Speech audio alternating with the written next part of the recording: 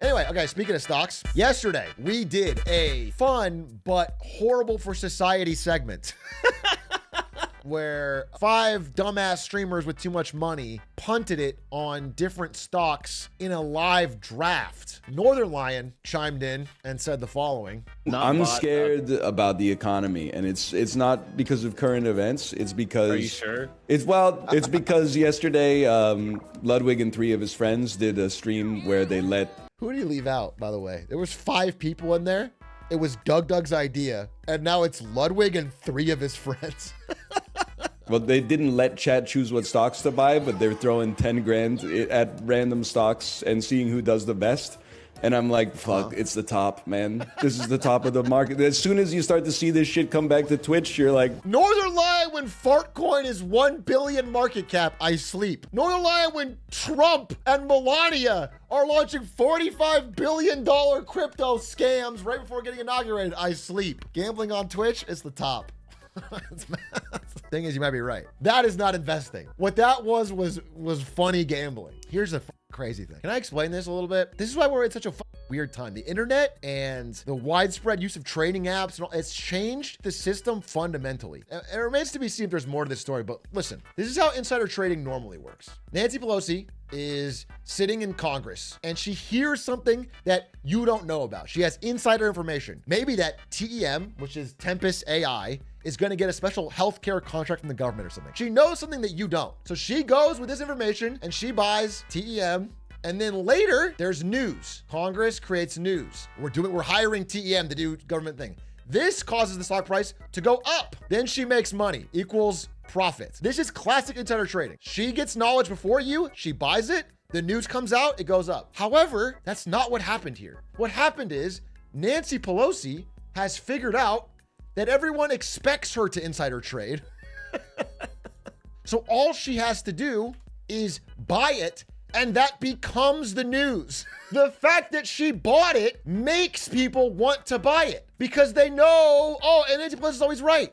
There wasn't actually any news. As far as I can tell, there is not any new contract. There is no update. The only reason that this stock is mooning is because Nancy Pelosi thinks it will moon with her bet. That's crazy. That is Roaring Kitty style thing, but with Congress. Again, she didn't just buy shares in TEM. She bought short-term call options. That's essentially going to the market casino and making a bet. This stock will spike soon. That's what she did. She made a bet the stock will spike up soon. Everyone sees that and goes, she must know something I don't. I'm going to buy in. But I think all she knows is that everyone will watch her. It's crazy. All she has to do is make this bet and then disclose that she made the bet, and it will spike. It's wild, dude. We're in a new era. Trumpcoin and this, we're just seeing maximum grift from political office. How do you know her trades? She's required to disclose them. There's a time delay on it. You don't know when she sells out, but regular intervals, you have to know what congressional members are trading. Now, a lot of them trade through their spouse or whatever, so you don't get to see insight. But anyway, it's pretty interesting. Is everything a Ponzi scheme or is there more value everywhere? It's a Ponzi scheme.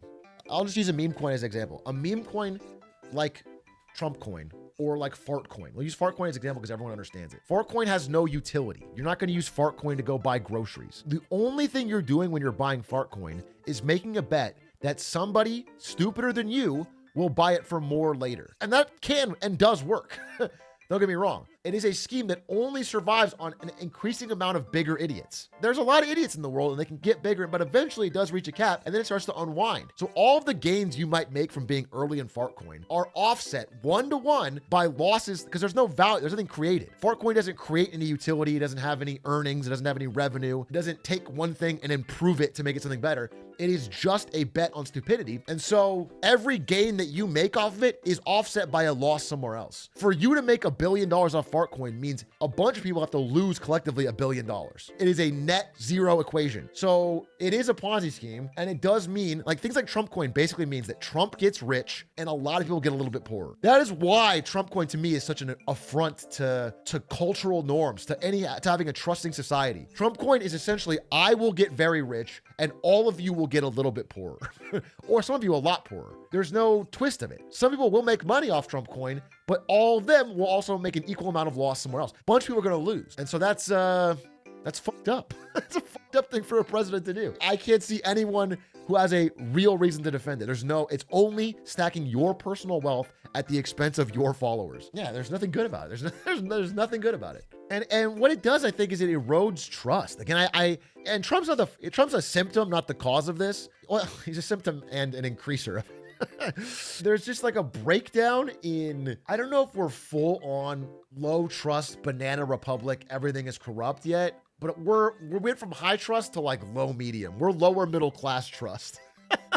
We are in an area where like most people believe that to win, you have to have insider knowledge or you have to grift in some way. You have to pay to play. You have to pay a bribe. We're in the era where nobody trusts that you can work hard and succeed, where it's like the reward of, clean, honest effort is a better life than someone who scams. People are losing that, maybe lost that sense of trust in society. And that did exist in America. If you go back to 60s, 70s, pre-Vietnam America, we had high trust in our institutions. Watergate caused Nixon to resign. Watergate would be like a 2-day story nowadays. And the thing about high trust societies is that in a high trust society, you don't need a law for everything. Because here's the thing, society is too complex to have a law for every possible negative thing that could happen, for every possible way of abusing it. You can't write the law so perfectly that it covers all loopholes. In a high trust society, people naturally police bad behavior. It's bad for your social standing.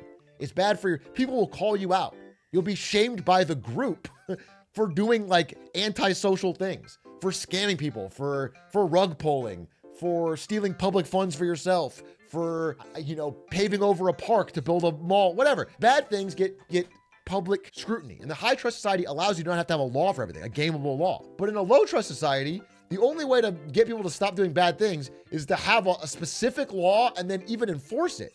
And as we get closer to this area, it's like, we're not even doing that. We're not even enforcing the laws that we have. So it's people start to believe the only way they can get ahead is by scamming or cheating or grifting or gambling, or, you know what I'm saying? This is the breakdown in the fabric, is when people look around and see.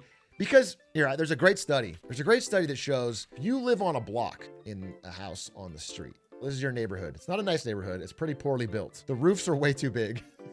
You're here. This is you. This is your neighbor. Okay? I'll say green is you. So let's say everyone on this street is paying their taxes. Everyone pays the normal amount of taxes. If this guy starts cheating his taxes a bit, he finds a loophole. He notices that hey, if I buy a tractor and depreciate it wrong, I can cut all my tax. Whatever scam or loophole he finds. He finds a way to get out of his taxes. And it's not 100% illegal. It's not banned, but it's it's a gray area, but he's doing it and no one notices. If he doesn't get punished and starts talking to his friends, it spreads virally. The study that I saw shows that tax avoidance like this spreads virally. If someone in your neighborhood does it and gets away with it, pretty soon everyone, because you don't want to be behind. You don't want to be the person who's paying taxes while everyone else is not doing it. So you'll find that tax cheats concentrate by neighborhood. One neighborhood right next door could be all green, everyone's paying, and one next door could be everyone's not paying, because people spread through word of mouth. And that happens for society with trust and low trust. When you start noticing that people aren't playing by the rules, a great example for students, I think, some of you are students, is ChatGPT. If you are in a classroom and you're like, I'm trying to study and learn this, but the guy next to you used ChatGPT and got an A, well, then you don't want to fucking work. Eventually you break down. Eventually you're like, well, I'm gonna use ChatGPT. I don't want to fall behind, first of all.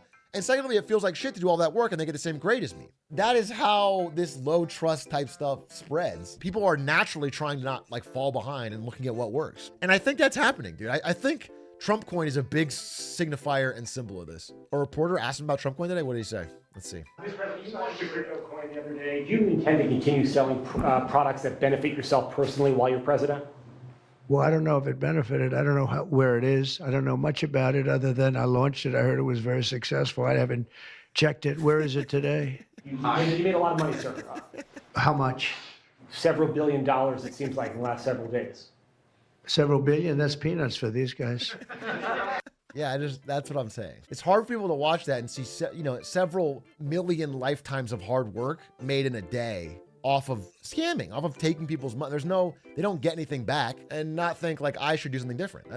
That's just a grift. It's just a grift. It's not even, and with a token, there's not even like the idea. Like if you sold Trump NFTs, like maybe you could make the argument somebody loves those NFTs. Somebody loves their priceless NFT of Donald Trump, you know, wearing a cowboy hat or whatever. Like you could make that argument. It's not a good argument, but you could make it and be like, listen, they got value. Even if it tanks or whatever, they got value. They own an NFT. But with a coin, because there's no utility in the real world, it's just a trade. It's just money going in and some people are taking it out. Like there has to be losers equal to winners. So it's fucked up. It's fucked up. I mean, there's no getting around it. I can't. There's some Trump things I can try to like, but not for this.